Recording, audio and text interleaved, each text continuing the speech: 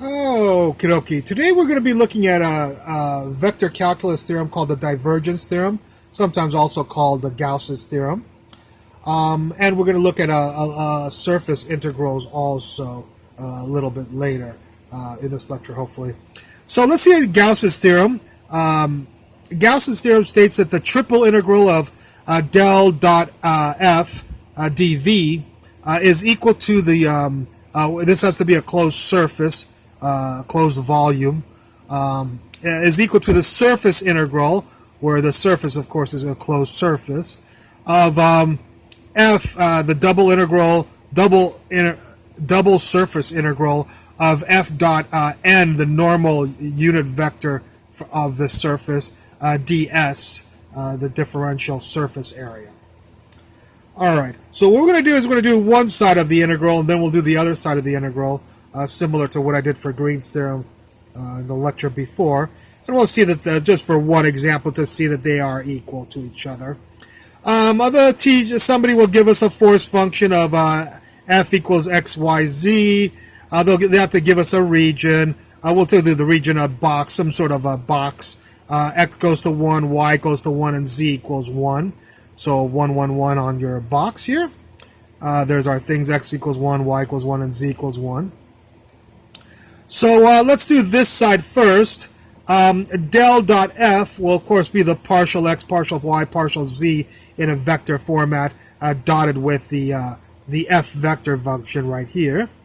So del is this, f is this. If we dot these two, partial x of x is 1, plus partial y of y is 1, and partial z of z is 1.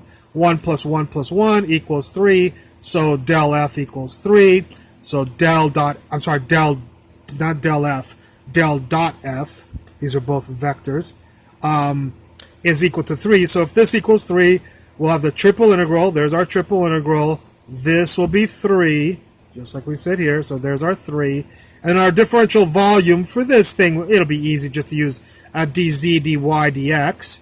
And of course, if you do dz, dy, dx, sorry, by the way, this y is actually right over here. We'll just move it over there.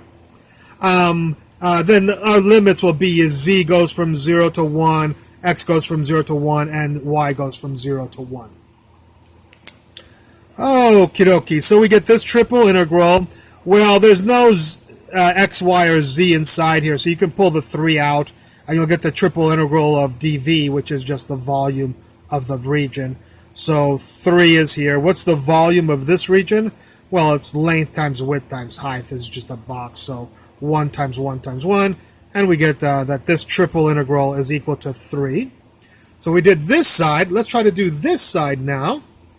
To do this side, we have Mr. F. He's sitting right over there. We'll need the normal vector, unit vector, and so by the way, to do this, we'll actually have to do 6 integrals, because we'll have to do one for each surface of the cube here, and there's 6 surfaces. So we'll do, let's see how we can set this up. First of all, if we do the front side here, what's basically the YZ face in the front here, notice that our unit normal vector will point in the x direction. So our normal vector will be 1, 0, 0. Our f will be, of course, x, y, z, which I put here, x, y, z. So there's Mr. F. There's Mr. Normal vector, and we just need to figure out who ds is. The ds for this face is simply going to be the area of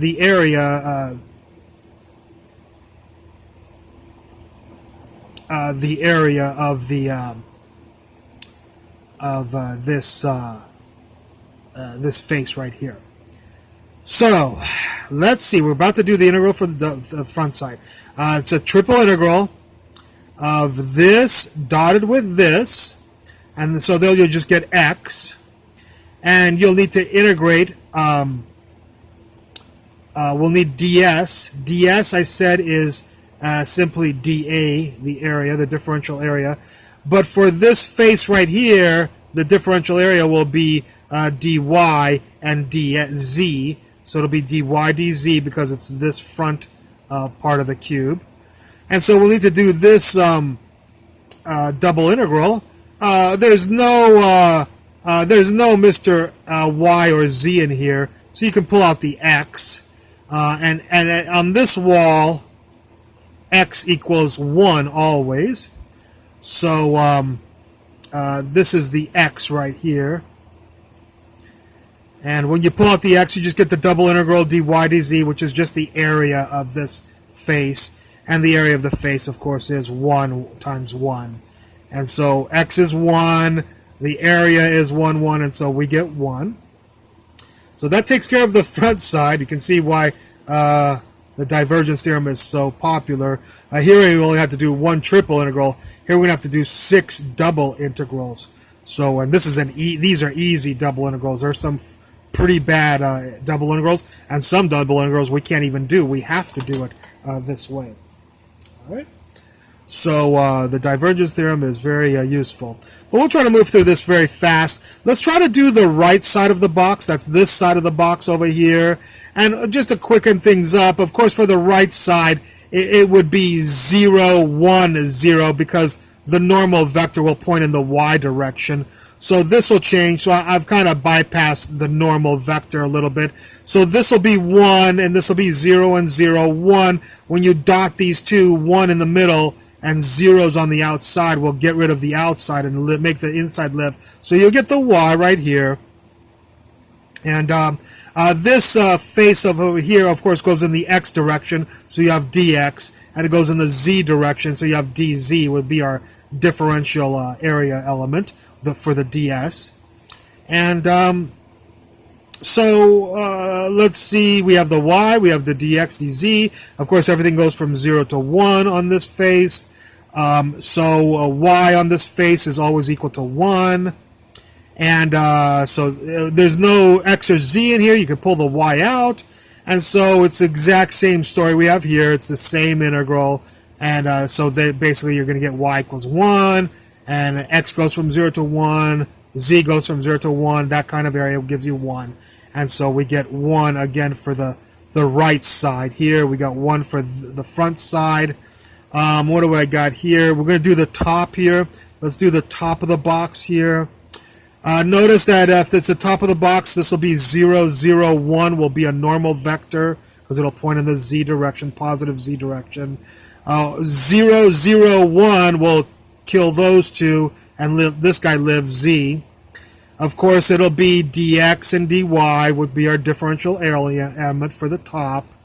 And so this is the same as all these. We'll get 1 also for this integral here. They're all very similar to these three. I wanted to do them in a row so that you could see them. And then I wanted to do these all in a row so you could see why they turn out to actually be 0.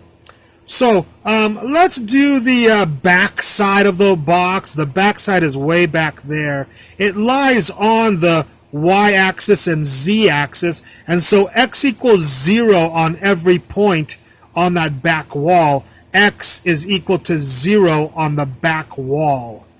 And so if x equals 0 on the back wall, the normal vector will be a negative this time because it points in the negative x direction. So it'll be negative 1, 0, 0. So it'll be similar to this. It'll be this exact same integral, but instead of a positive 1, the normal vector will be negative 1. So we'll get a negative, a double integral. We'll get the x just like we did before. We'll get the dy and dx. And we'll do the dy from 0 to 1, and the back wall will be, no, I'm sorry, dy dz. Glad I caught that mistake so people don't get confused. And they'll go from 0 to 1 and 0 to 1, so a lot of people go, oh, we get negative 1. Well, no, because on the back wall, x equals 0, whereas on the front wall, x was equal to 1, every point on this plane right here in the front. But on the back, x equals 0, so when you stick 0 into this integral, of course, the double integral will turn out to be 0.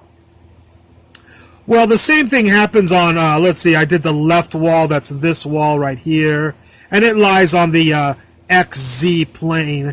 And so, you know, of course, it'll have y, and it'll have xz going from 0 to 1, 0 to 1. But all on this wall, y is always equal to 0. So this is similar to this integral, except that y equals 0 instead of 1. And when you plug that into there, you get 0, 0 for this double integral. And the last one is the bottom of the box right here, the bottom of the box. And so it'll be z, it'll be, whoops, caught another mistake. Of course, that was negative because the normal vector here points out, and the normal vector on the bottom points down. These are positive going this way. And the back wall is negative. So it'll be negative again, whoops, right here is negative for the bottom, because it points in the negative z direction. So the normal vector is negative. It's not going to make much of a difference, but I want to show you that in calculations that it will make a difference, because this won't always work out to be 0. This is just to try to make this lecture less than 30 minutes. I decided to do a very simple example. But if you do this for, this shows you all the steps that you have to do.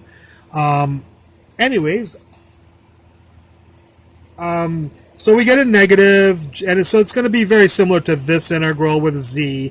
The only difference is that every point on the bottom of the box, z equals 0. So you get z equals 0, plug it into the integral, 0. 0 times all the integral is 0, and so we get 0.